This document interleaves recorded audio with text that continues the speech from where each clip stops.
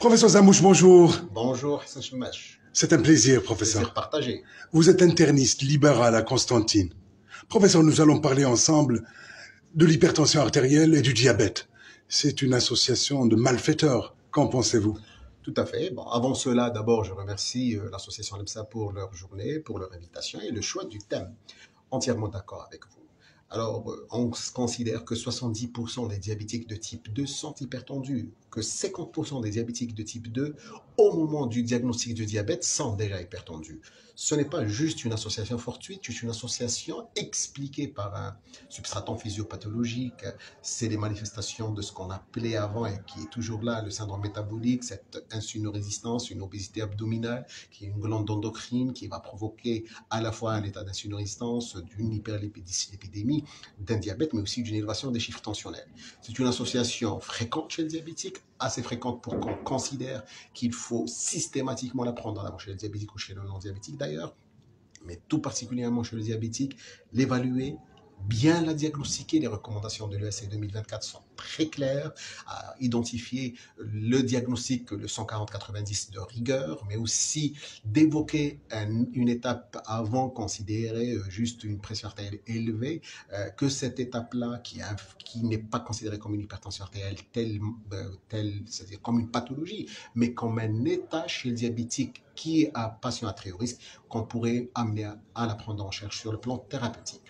Deuxième élément, certainement les associations thérapeutiques, bloquer le système angiotensin-aldostérone fait partie intégrante comme étant une première étape, associée soit à des hypotocalciques, soit des diurétiques, thiazidiques ou apparentés d'ailleurs. Chercher l'objectif en 1 mois, maximum en 3 mois, intensifier, pensez toujours avoir des associations à faible dose et partir à une dose plus élevée ultérieurement et évaluer votre prise en charge. Les recommandations chez le diabétique hypertendu, une étude très récente publiée en novembre 2024 à l'AHA et présentée d'ailleurs, qui confirme que chez le diabétique hypertendu, lower is better. Autrement dit, baisser les chiffres tensionnels, on a un bénéfice certain chez cette catégorie de patients. Professeur, le danger de l'hypertension, c'est qu'elle est silencieuse, n'est-ce pas? Entièrement. Toutes les maladies chroniques, M. Hassan, toutes les maladies chroniques ont cette particularité d'être silencieuses. Soit le diabète, soit la dyslipidémie, soit l'hypertension artérielle. Probablement, les symptômes classiques de céphalée, de bourdonnement d'oreille sont présents lorsque la pression s'élève d'une manière rapide. Mais lorsqu'on a une tension artérielle qui s'élève progressivement et que le patient s'adapte à ces chiffres tensionnels, ces symptômes manquent. Et par conséquent, si on ne la dépiste pas, on ne la voit pas. Même chose pour le diabète.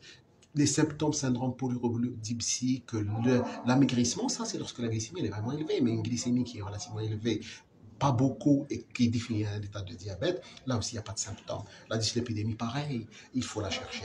Ces maladies chroniques, il faut les dépister, les recommandations sont là, il faut partir les chercher et les diagnostiquer à temps et les prendre en charge à temps aussi. Professeur, pour ce qui est des traitements aujourd'hui, on est très bien lotis. On est très bien lotis. Oui. On est très bien lotis. En Algérie, on a toutes les molécules nécessaires. Il n'y a pas beaucoup de différence depuis quelques années. Ce qui diffère le plus, c'est soit les objectifs, soit les moyens, comment y arriver.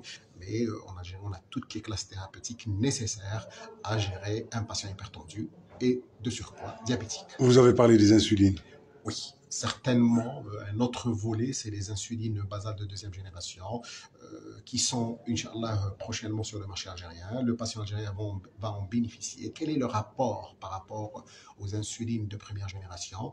Et je vous le dis déjà, l'apport majeur, c'est pas seulement l'efficacité, mais c'est surtout la diminution des hypoglycémies. Hypoglycémie au cours de la journée, mais surtout une diminution significative des hypoglycémies nocturnes. Ces hypoglycémies nocturnes, et là on le sait avec nos patients, constituent un frein de prise en charge, un frein de la gestion du diabète, mais aussi une peur pour le patient et pour ses familles. Une hypoglycémie nocturne à 2 heures du matin qui réveille le patient, qui s'alarme avec toute la mésaventure de toute une famille, réduire ces risques-là, ce n'est pas négligeable.